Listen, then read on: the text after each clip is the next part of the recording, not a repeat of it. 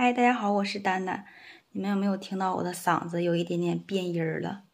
我已经连续有1个星期左右了，晚上只要进卧室躺到那儿1个小时左右就开始嗓子疼，就是像破了，然后沙挺。但是我白天一点感觉都没有，第二天早晨起床嗓子痒，然后咳嗽，有黄痰，就是感觉每天都可准了。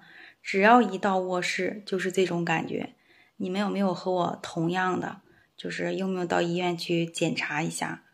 然后白天也不咳嗽，也没有痰，嗓子一点都不疼。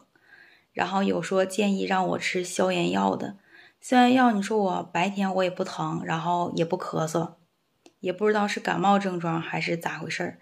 我上网查了一下，有人说可能是慢性咽炎或者是扁桃体炎。像我这种情况，到医院应该是查咽喉部嘛？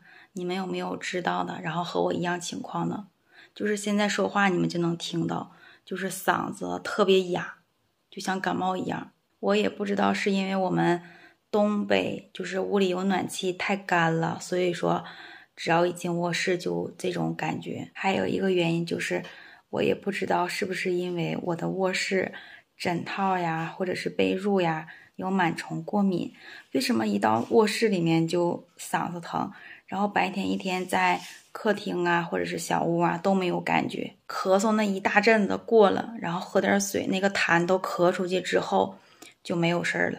像我这种情况是应该看中医还是到医院给咽喉部拍一个片儿呢？我都怕我得咽炎，得咽炎之后应该是不去根儿吧，会不会天天就咳咳嗽，然后嗓子这种感觉，我都感觉我现在说话有一点男人的声音，好粗糙啊！你们有没有懂的，在线咨询你们。